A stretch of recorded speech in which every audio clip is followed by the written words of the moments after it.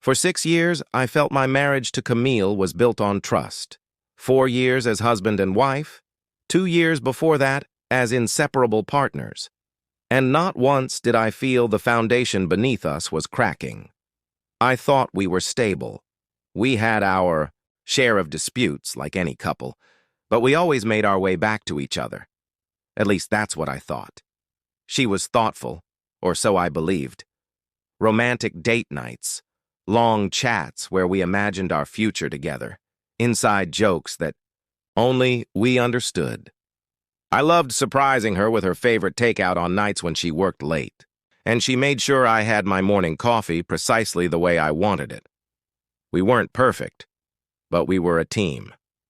Then, 1 week ago, I saw the indications. At first, they were minor things I could have overlooked if my gut hadn't told me differently. Her phone was always in her hand, not just in the usual way people carry their phones, but clutched closely, like it held the answers to her existence. If she stepped 5 feet to the kitchen, the phone went with her.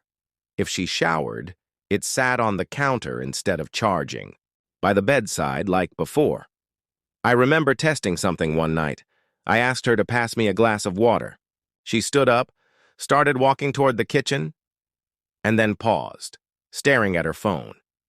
Instead of setting it down, she tucked it into the pocket of her robe before continuing. It wasn't just worry. She had changed her password. I spotted it one evening when I reached for her phone to check the clock while mine was charging. A simple, absent-minded move, one I had done countless times before. The phone used to unlock with merely a swipe, but this time, a passcode screen appeared, fresh. "Password?" I asked, casually. She barely looked up from her laptop. Yeah, just something easier to remember. That was a lie. Camille wasn't forgetful when it came to her phone. She could recite old passwords from years ago without thinking. Then, the phone. Calls started. At first, I didn't notice how often she left the room to answer them. Then, I did. I wasn't sure when it became a habit, but suddenly it was obvious. If we were watching a movie and her phone buzzed, she'd get up, walk to the hallway, and lower her voice. Every single time. I questioned it once, playfully. "You keeping a secret business empire from me?" She laughed. "Just work.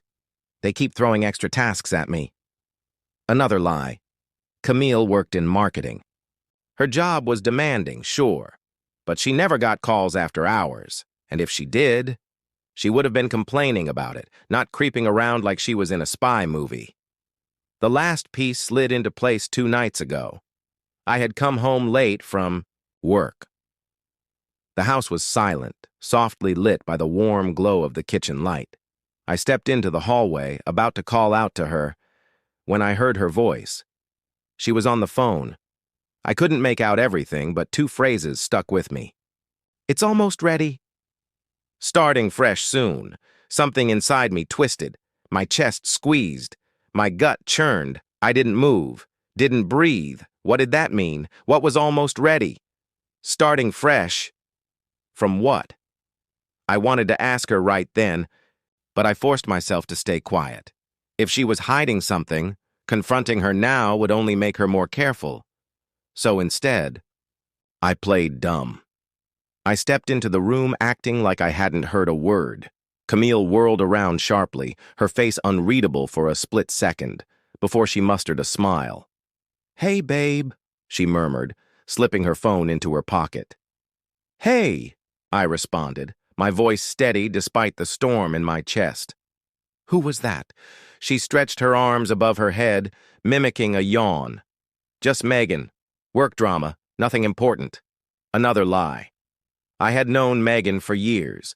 If Camille was talking to her, the conversation would have been loud, dramatic, and full of scathing remarks. Not quiet, not timid. I nodded, pretending to believe her. The usual, "Yep." She kissed my cheek, as if nothing was wrong, but something was wrong. I felt it in my bones. That night, I lay awake beside her, staring at the ceiling, replaying every moment. The phone, the whispers, the phrases. She was hiding something from me, and whatever it wasn't good. An easy win. I sat down across from them, keeping my expression inscrutable. Camille caught my gaze, giving me a modest, courteous nod. I hope we can handle this amicably. I smiled. Me too. Her lawyer cleared his throat and began setting down. Their demands, everything Camille wanted, everything she thought she was entitled to. I listened calmly, letting them talk, letting them dig their own graves, and soon they were done. Marcus brought out a big folder and slid it across the table. Her lawyer scowled, picking it up. "What's this?" Marcus leaned back in his chair, his tone almost amused. "Everything you should have checked before making demands." The lawyer scanned the files, his smug demeanor shifting to confusion. Camille, sensing his reaction, leaned in. "What's wrong?" Then she grabbed the papers and started reading, her face drained of color. She flipped to another page, her breathing becoming uneven. Then another. Her hands started shaking because right in front of her was the truth. The house?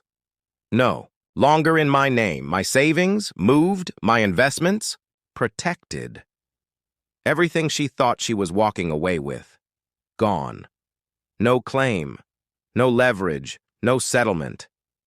I sat back watching her crumble, and eventually I stated, "You filed for divorce thinking you were receiving everything." She didn't answer. "But, Camille, you forgot one thing." I leaned forward slightly, my voice dropping just enough to send a shudder through her.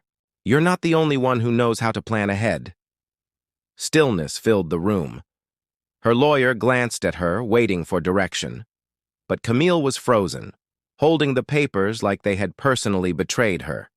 She had spent months scheming, calculating, persuading, and now she had just lost everything. I stood up, buttoning my jacket. "This divorce? It's going to be a lot simpler than you imagined." I turned to Marcus. "We're done here." And without another glance at Camille, I walked out of the room. Because for the first time since this all began, I was truly free. The feeling of walking away from that conference room was unlike anything I had ever experienced. It wasn't just relief. It wasn't just satisfaction. It was the cold, irrefutable strength of knowing I had won. For weeks, Camille had been playing chess, convinced she had mastered the game. She had plotted every move, calculated every step, certain that by the time I realized what was happening, it would be too late. But she never expected me to play. She never saw it coming. And now, the queen she believed she was. Checkmate. The instant I stepped outside the legal office, I drew in a long breath of fresh air. The city hummed around me, people going about their day, unaware that just a few stories above, my soon-to-be ex-wife was sitting in stunned silence, staring at the wreckage of her plan. Marcus strolled out behind me, chuckling as he adjusted his cufflinks. "Awful guy. I don't think I've ever seen someone go pale that fast." I smirked, rolling my shoulders. I almost feel guilty. He raised an eyebrow. "Do you?" I chuckled. "No." Marcus shook his head, still smirking. "She thought she was about to take you for everything, and now she's walking away with nothing." Nothing. That word tasted lovely. For weeks I had watched her play the part of the perfect wife, all while planning to betray me. I had seen the secret calls, the whispers, the deceit, and I had let her feel in control, let her dig her own grave, and now here we were. She had walked into that room believing she was leaving as a rich woman. Instead, she left with empty hands and a shattered plan. 2 days passed. No texts, no calls. I had expected wrath, rage, some kind of response, but instead I got silence, and that made me anxious. Camille wasn't the type to give up quickly. She was the type to regroup, and plot her next move. And then on the third day, the phone rang. I was at work checking some reports when my phone buzzed. Her name appeared on the screen. I glanced at it for a second, then picked up. Hello? A pause, then her voice, gentle, hesitant. Hey. I leaned back in my chair. What do you want, Camille? She exhaled sharply, and I could almost picture her pacing in irritation. We need to talk. I raised an eyebrow. We did. During mediation, remember? You filed for divorce. You lost. There's nothing more to say. Silence. Then, carefully controlled, I didn't mean for things to go this way. I laughed. I couldn't help it.